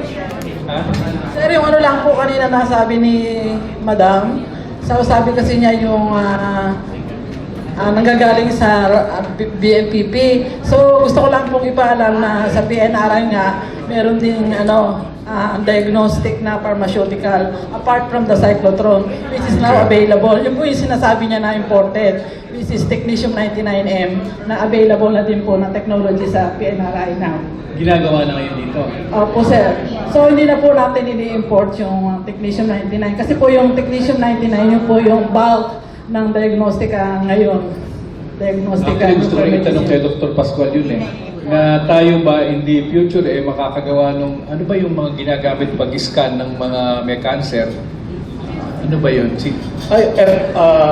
Secretary, right now po yung ang sikat ngayon FDG F18 for cancer detection, staging, and then restaging. This is available now locally but at high cost nga. Locally pero imported? No, it's manufactured locally po because you have the equipment to make it. Okay. But ngayon po kasi, yung sa focus natin with the research and with the PNRI, the equipment itself can also produce other tracers that can be used for cancer management, also for heart disease then. But right now, right now kasi ang focus is only on isang type ng tracer, yung F18 FDG, kasi yun ang pinaka-in-demand po sa mga ospital. Yung other potential ng equipment hindi na-explore kasi either mas mahal and then walang research capability. So what we're trying to do now with our program is to tap that side of the equipment so it could provide more services and research opportunity for our countrymen. down the line nito, it would affect yung health outcomes. Eventually, yes. So we're actually empowering yung local researchers natin to tap on that side of the facility. At the same time, making it yung normal production available to most Filipinos. So yun po yung binabalance natin. Okay, so in the future siguro magkakaroon tayo ng technology media conference sa non-energy uses of nuclear technology. All right, so next question please. Magandang hapon po. Dalawa lang po ang question ko. Yung isa ay gusto ko malaman kay Dr. Pascual kung gaano po kayo katagal dito. Kasi po yung technology na tungkol po sa cancer, parang napakahirap po niyan, ano? Mahirap ipaintindi at mahirap intindihin. Yung hybrid imaging na sinasabi ninyo, gaano po ba ito katagal? Kasi ang mga scientists, meron po kayong short, medium, and long na pag-stay sa Pilipinas. So saan po kayo doon? At saka, paano po natin, ito mo ba ay maaaring dadalhin ba ninyo sa mga hospitals? Itong result po na inyong research? Or, kasi minsan po yung mga research hindi na pupunta sa dapat. Sa first question po, nasa medium engagement po ako, so up to 1 year po. Of course, siyempre subject to pag-isipan, siyempre based on the outputs of the project. Kasi ang project is more project-wise medium to long term, which means from at least 3 to 5 years bago natin ma-realize yung project namin na dumating yung equipment. Pero pag nandiyan na po, definitely, yung technology na to is maituturo sa, of course, locally din. Sa kasi marami po mga scientists na involved dun sa proseso. Hindi lang doktor na manggagamot. Meron pong mga radiochemists, mga medical physicists, mga technologists, na po yan kailangan i-train ng DOST and NRI para ma-achieve po yung mga outcomes natin. So yun po yung ginagawa natin. Lahat yan naka-step by step na ma-abot. May mga timeline po kami para makuha po yun. Hopefully po, ma-achieve natin yun. Of course, may supporta naman po tayo ng gobyerno. And then, tsaka na lang pag-usapan ko lang tatagal yung support. Magkano po ang involved na fund para dito? Officially from the PNRI. Kami hindi namin alam, may pa. Magkano po? 1 billion? Yes. Okay, less than 1 billion. Sige, thank you po. Second question ko. Sir, kalo-launch lang po nung Philippine Space Agency. Ano na po nangyari sa IRR? Pwede ba namin malaman? Thank you. Hindi pa po nag-uumpisang gawin kasi doon sa batas, sabi doon, kailangang mag-convene ng meeting ang Philippine Space Agency para gawin ang IRR. Pero wala pa namang Philippine Space Agency. So sino magtatawag ng meeting? So sumulat po ako sa Office of the President kasi ang chair ng Space Council ay ang presidente na requesting na magbigay lang ng instructions kung paano ang gagawin. Alright, we have time for 2 more questions. Hello, good afternoon po sa lahat. Referee ko po ng NBM Online TV at ng Break Balita. My question is addressed to Dr. Edwin Sibilyan. Sir, nasa bare month na po tayo ngayon, halos 3 months na lang. Alam ko po meron pang natitirang fiesta na po pwedeng ganapin ng Pico Art. Ano po ito at kailan po kaya? Okay, advance Merry Christmas, sir.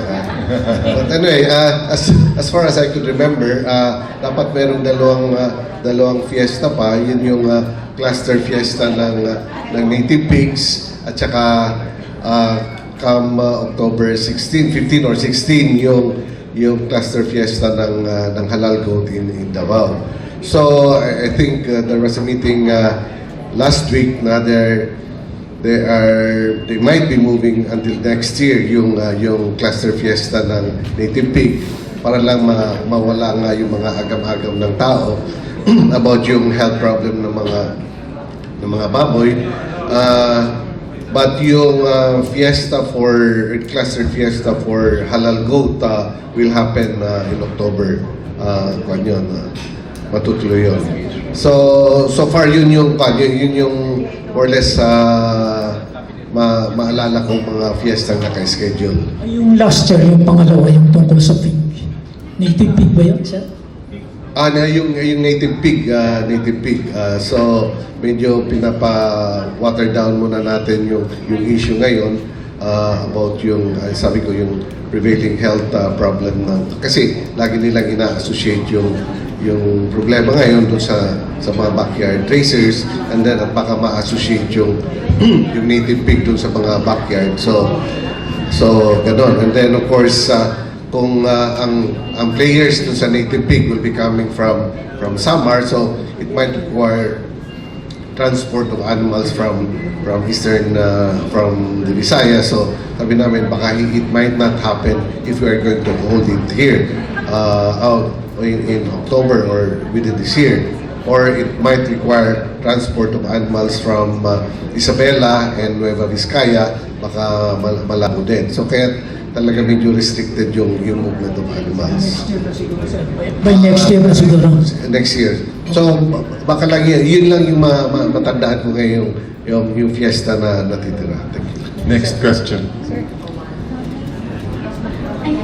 Yes, please. Yes po. Sir, it's a good news that we rank number 54 on Global Innovation Index po. And then, tanong ko lang, Please come closer to the microphone. Yes po. Ito pong diniscuss ka na M2 Malunggay, is pasok po ba siya sa creative goods and service? Kasi we rank from 104, naging number 40 na po tayo. And how it contribute to boost our rank? Hindi mo narinig. So, yung M2 Malunggay po kanina na M2 Malunggay. Okay. Pasok po ba dun sa creative goods and service po natin? Sabi ko nga kanina, hindi natin alam ang detalye kung paano sila nag-rating. Siguro na makasali yung mga ganyan innovative products. Last question. Hello po, I'm Bel Sorara from Eagle Broadcasting Corporation. Kay Engineer Raul sa Bularse. Sir, among the technologies po ng inyong ahensya, alin po doon yung mga nakakontribute po para po makapasok ang DOST sa rank number 54 po? Katulad na nabanggit ni Secretary, hindi natin alam lahat ng mga criteria na ginamit. But we have invested a lot, sabi natin, sa mga advanced technology or emerging technology. I think space technology is one of them na nakakontribute. Una, marami ang collaboration. Hindi lang tayo ang gumagawa niyan. We collaborate with advanced countries like Japan and some universities in Japan. We have other countries as well collaborating with the space program. And I think as far as other countries are concerned, hindi naman lahat mayroong space program. And I think big contributor yan. Very last question. Yes, good morning. Congratulations to the Philippines, to the DOST for ranking number 54 in Innovation Global Index.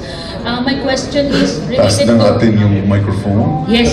Yeah. My question is related to Ms. Bel Sorara. What organization po ang naggawa nito? Is it a third-party assessor? Sabi ko na kanina, the World Intellectual Property and WIPO, ang Cornell University, at saka ang INSEAD. INSEAD is the French Management School, INSEAD. Okay, sir. The last question is, do we have scientists who made it in Nobel Prize? Wala. Wala pa. Thank you po. All right, so thank you very much, members of the media, our friends. This is an ongoing conversation that we will have. Unfortunately, time has run out on us for this afternoon's interaction. So we put an end here. We'd like to thank the good secretary for his time and our resource persons, Engineer Sabularse, Dr. Villar, our Balik scientist, Dr. Pascual, our guests from makers of M2, which will be in your souvenir kit, all right? So Jojo and Sonito, and to all the staff also of DOST and agencies who are here, thank you all very much for your time.